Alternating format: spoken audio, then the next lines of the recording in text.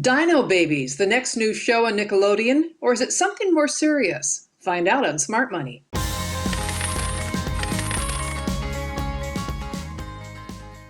Welcome to Smart Money. I'm Pat Boyle along with our co-host Julia Anderson, and we're going to start off by talking about Dino Babies, Julia. Not really a warm, fuzzy term, unfortunately. What is it, and what should we think about it? Well, Dino Babies has come up recently in some news stories related to IBM because in some internal memos that were floating around inside of IBM when they were looking at cutting back on some of their workforce, uh, the older employees that maybe were a little out of date were being called Dino Babies. And Oh, by the way, there is a Dino Babies cartoon show from the 90s that was on TV. I don't know, my 6-year-old granddaughter may be actually watching it this very minute. But this term, Dino Babies, was being used very sarcastically for older people, probably 50 and older, who maybe didn't really get why IBM wanted to go to the cloud and wanted to bring in social media and all of the trendy new things that are a part of tech companies these days. And no surprise, IBM's getting sued. The big article was in the Wall Street Journal this past week about this memo, and I think it's going to be a lot easier for attorneys suing IBM on behalf of some of these laid off employees to win their case with terms like that. So that's where it's all coming from. And yeah.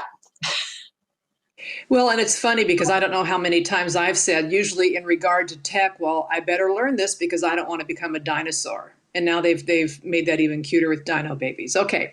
Now, what I want our viewers to know is that Julia has come out with a revised edition of her awesome book, which is Smart Women, Smart Money, Smart Life. And you address this very issue. What are you saying there, Julia?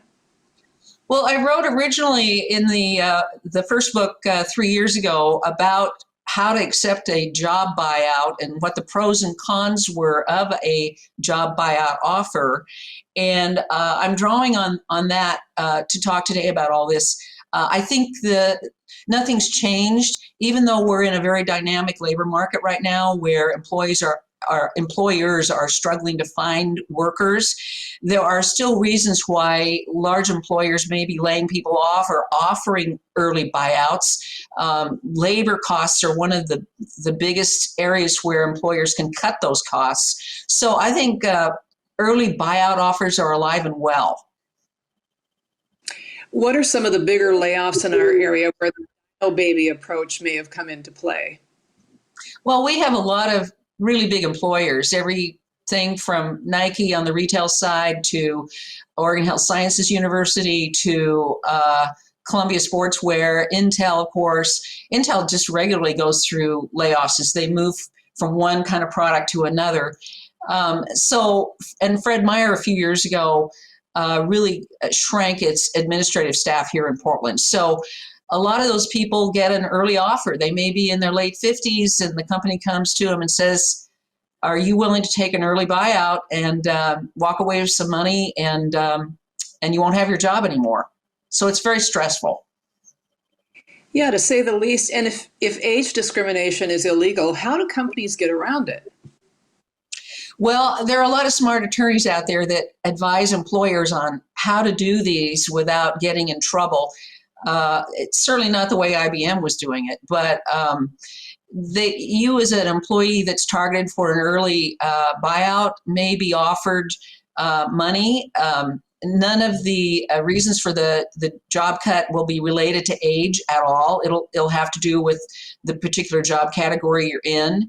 And at some point that you'll be offered a package that will include money related on how long you've worked for the company, a lot of different aspects to it that will make you feel like they care a little bit about you before they let you go.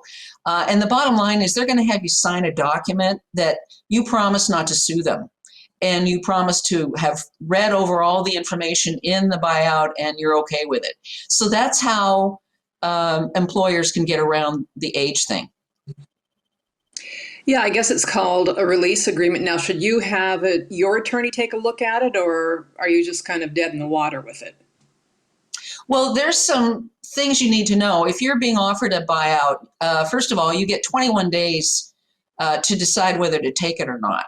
Oh. And the first thing you might need to ask yourself is, can I dodge this bullet? You may decide that even though they're offering it to a whole lot of people, maybe you're not really on the list of those that they want to see leave. But your employer is not going to be able to tell you that because it's a blanket offer.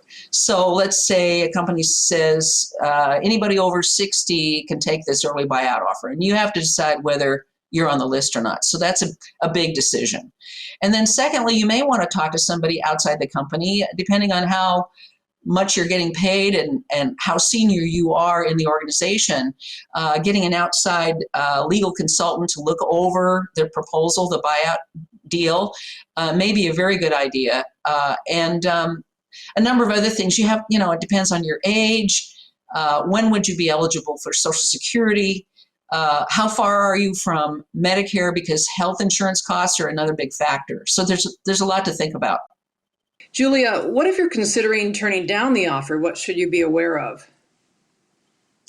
Well, there's a lot of factors. And of course, you're inside of an organization. Maybe you've been there a long time. You certainly network with other employees on the job there. And you have to really sort through that question of how much do I want to hold on to this job and see if I can dodge this layoff bullet. Because I really like what I'm doing and I think I'm valuable to the company, and I'm going to say no.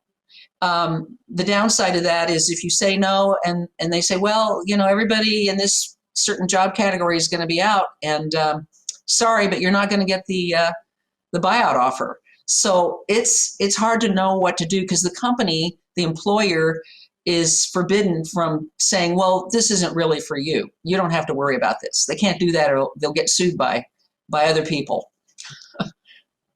Well, there's a truism I held on to in my career, which is nobody's irreplaceable. So if you think you're going to escape the buyout, I don't know, sounds like Russian roulette to me. But let's say you look at the package, you think, it's not a bad deal.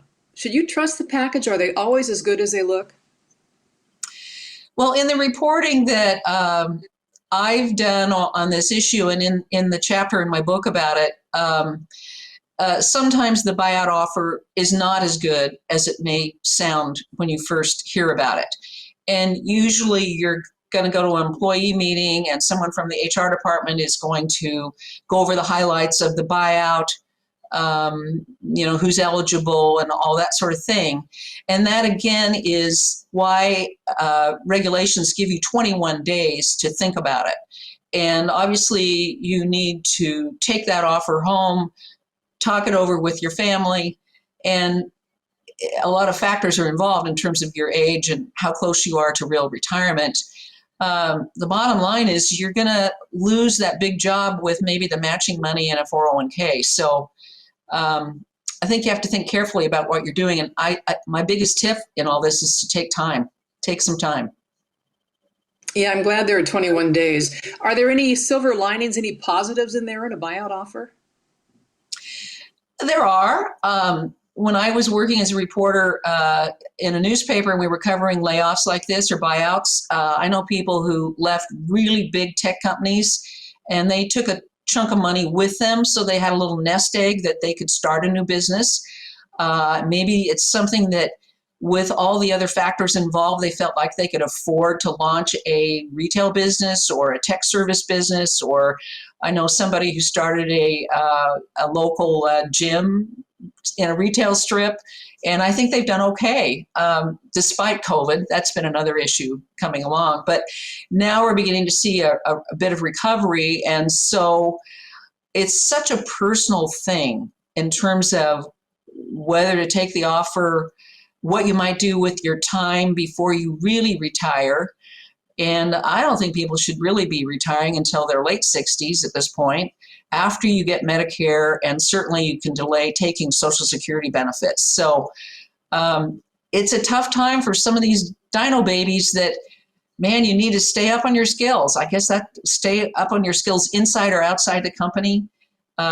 Network with a lot of people so you know where you might be able to land next. Yeah, and Julia talks about all this in her revised edition of Smart Women, Smart Money, Smart Life. And you also talk about in there, and I don't know what this means, you talk about bridging money. What is that? Bridging money, I don't know anyone who's ever gotten bridging money, but if you're in, say, a really top administrative job at a big company and they want to give you the early buyout, you can negotiate, what they might do for you. And one of the things you might ask for is bridging money that will be enough income in your buyout offer that will get you to Medicare. Let's say you're being offered the offer and you're age 62.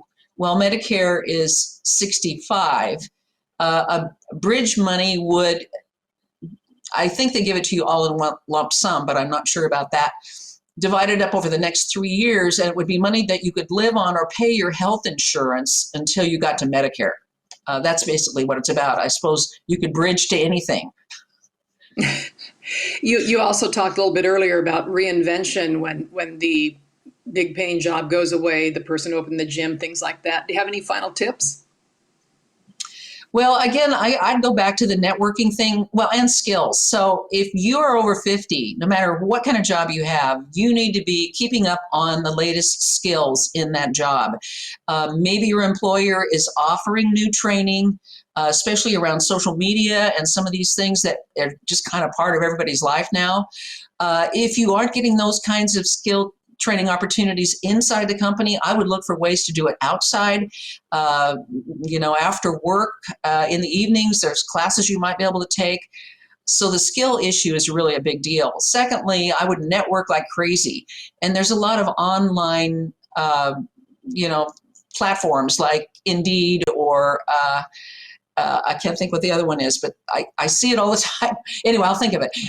Where you can network with people who know about you, know what your job is, and you can talk to them about new job opportunities. And so those are the two key things I would be tracking all the time.